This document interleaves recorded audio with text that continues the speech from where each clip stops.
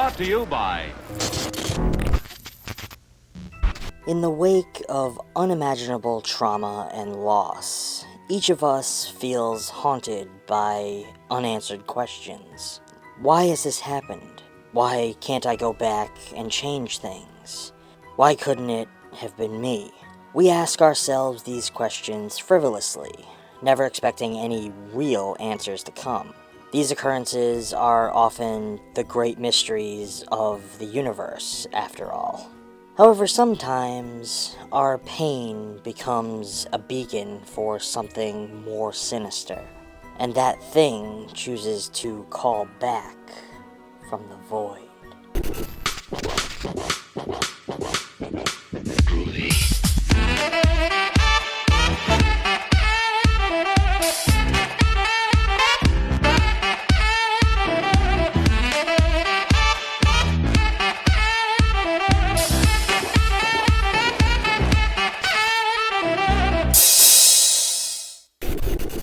Hello friends, and welcome back to ETF. I'm Oliver Buckley, and today we are looking back on a beautiful little gem from the start of the 80s. Composer John Russell, played here by the always incredible George C. Scott, is vacationing with his family when a car accident kills his wife and daughter.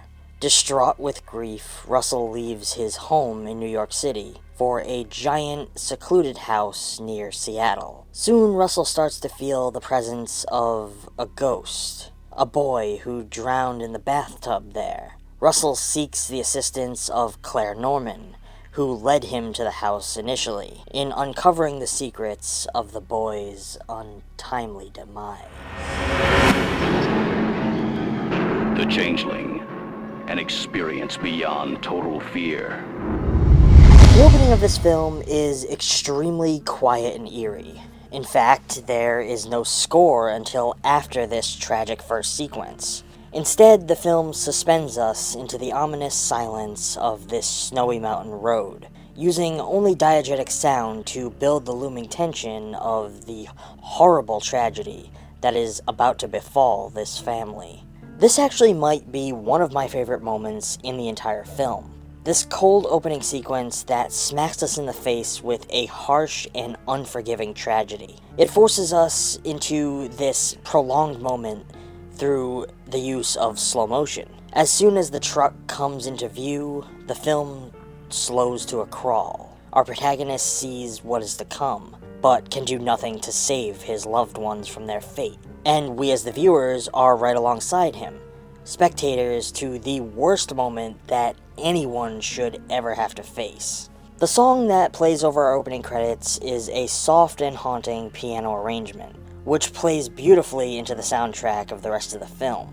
I personally was in love with the score for this movie. It is so simplistic and eerie, and fits well with the narrative of the film, given that our protagonist is a piano composer. This makes the score itself feel more like a musical arrangement that our protagonist is playing. Some of it actually even is. Much of these opening moments move quickly through the process of our protagonist moving to a new place and trying to start a new life without his family. The camera work throughout this one is beautiful, utilizing slow and smooth gliding dolly shots that envelop us into the isolation of his work. There are almost no static shots in the film. The camera always seems to be moving, always gently gliding us through each scene. The seance scene builds tension beautifully as information is revealed to us, ramping up the music and atmosphere of the moment.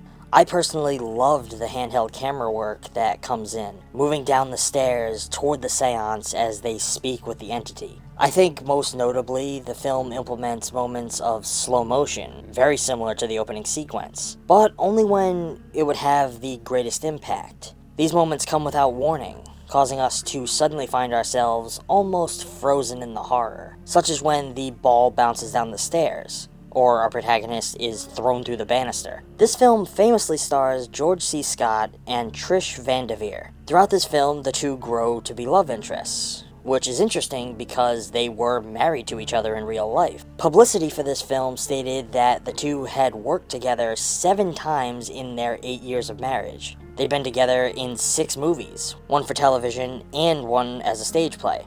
Each of them delivers powerful and engrossing performances throughout this story. George C. Scott shows tremendous dedication to his role, even learning how to play the piece of classical music that he plays on the piano for the college students during the early moments. Apparently, director Peter Maddock said he was initially intimidated by stories he had heard of actor George C. Scott, all surrounding the idea that he was difficult to work with. Yet the only trouble Maddock had with Scott on set was when one of the production managers accidentally knocked over a chessboard, on which Scott had been playing a game against himself for over 2 weeks.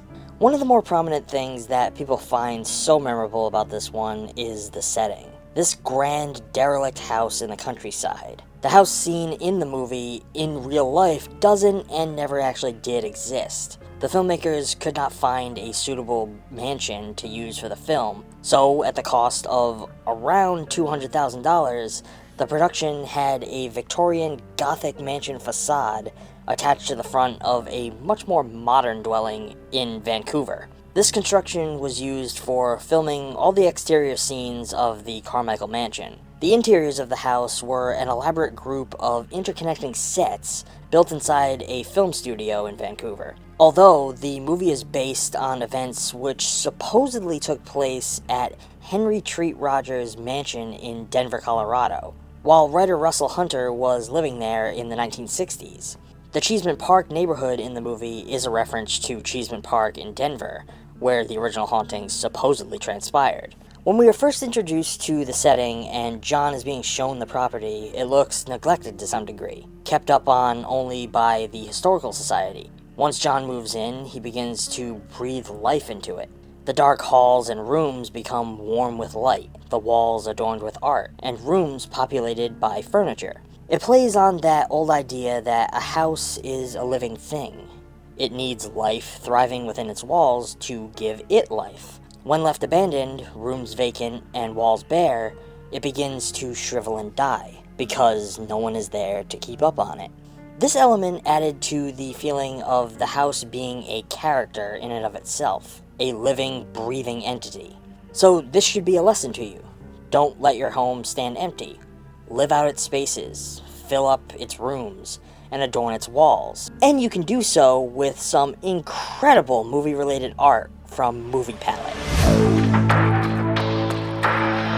Movie Palette is an eye-catching and unique piece of artwork that holds a deep secret. Your friends and family will be intrigued by the fascinating story that each Movie Palette has to tell. Movie Palettes consist of stripes of colors carefully chosen by their team of artists.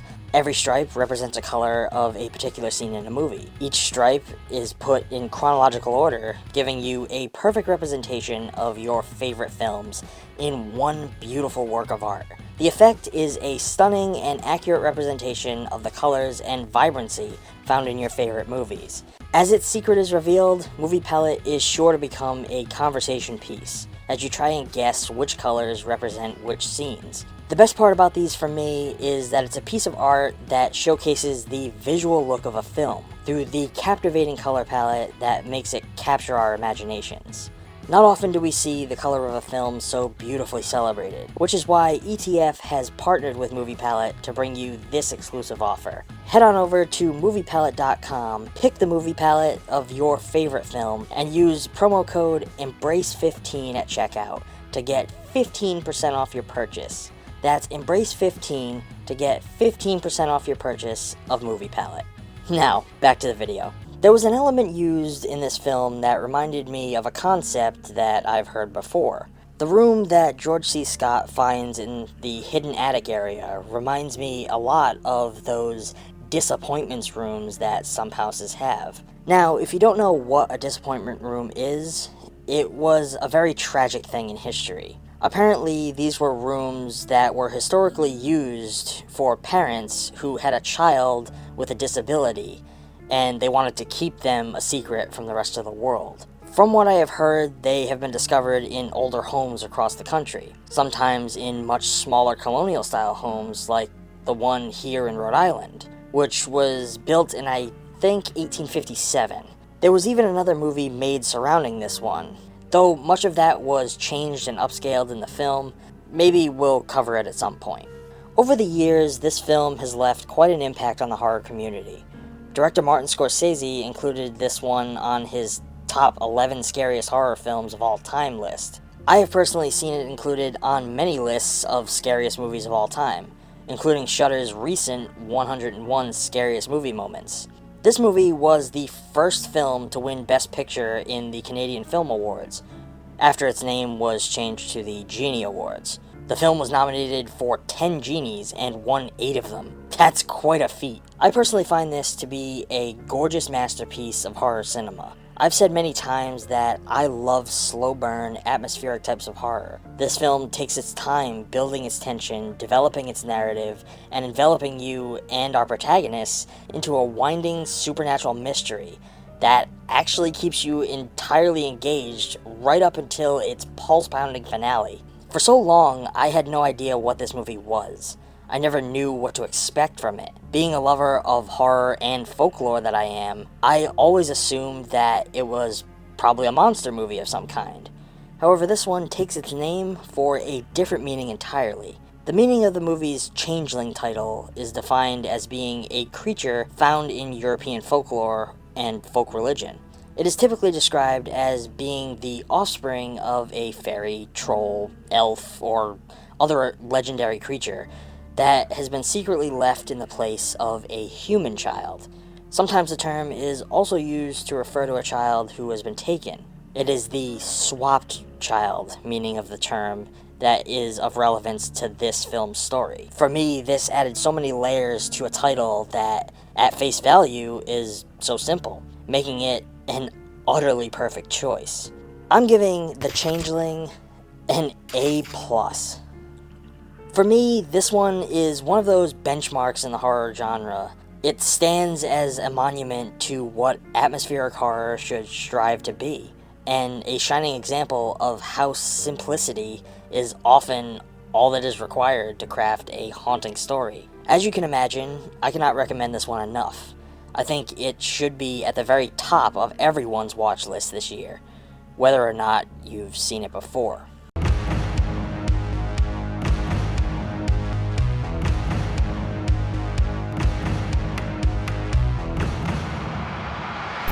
Well, friends, that's going to bring this one to an end. If you enjoyed this video and you want to support the channel, please consider checking us out over on Patreon. Every little bit helps this channel grow, and you can get some fun little rewards just for our supporters.